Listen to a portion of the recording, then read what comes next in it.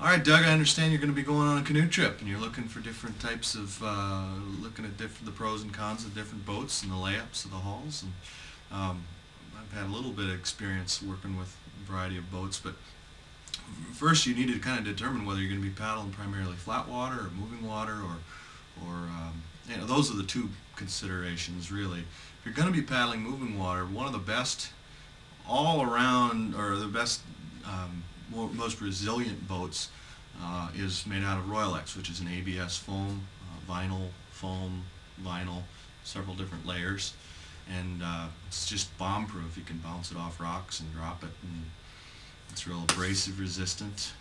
The drawback is that it's real heavy.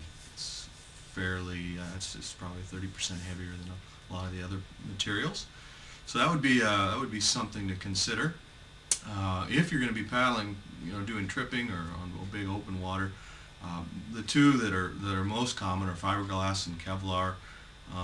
In a lot of the outfitting situations that you see nowadays, if you're going to buy a boat, the drawback is that Kevlar costs about 3 times as much as fiberglass. It's what they make bulletproof helmets out of. It's really bomber as far as its tensile strength. It's real light.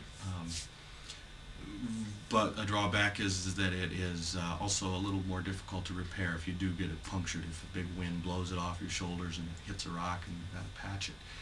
Fiberglass, very similar characteristics as far as the layout of the hull. You can form it in real nice angles and layups that are sharp, making it more or less resistant in water. And it's a touch heavier than Kevlar, and that, I guess, is probably the only drawback. It's a lot less expensive. Then you can go into more traditional sorts of canoes. Wood canvas, which is what a lot of the boats were made of around the turn of the century, and it's a skin. Essentially, the canvas is a skin stretched around internal sorts of braces that run the whole length of the boat. Beautiful aesthetics, and it paddles nice. They weigh about 110 pounds wet and 80 pounds dry, so it absorbs a little water. One of the considerations, and they're spendy too.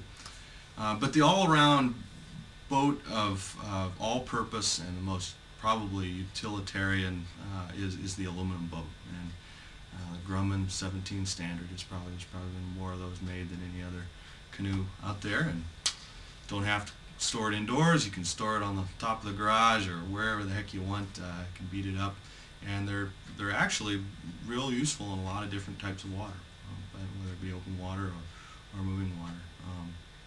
They have a tendency to stick on rocks, so they'll stick and maybe even tear a little bit, but you can pound them out with a rock and put some duct tape and shoe glue on them, and away you go. So those are the types of boats that you have to choose from. It's just how much you want to spend and what type of water you're going to be paddling primarily is the two main considerations.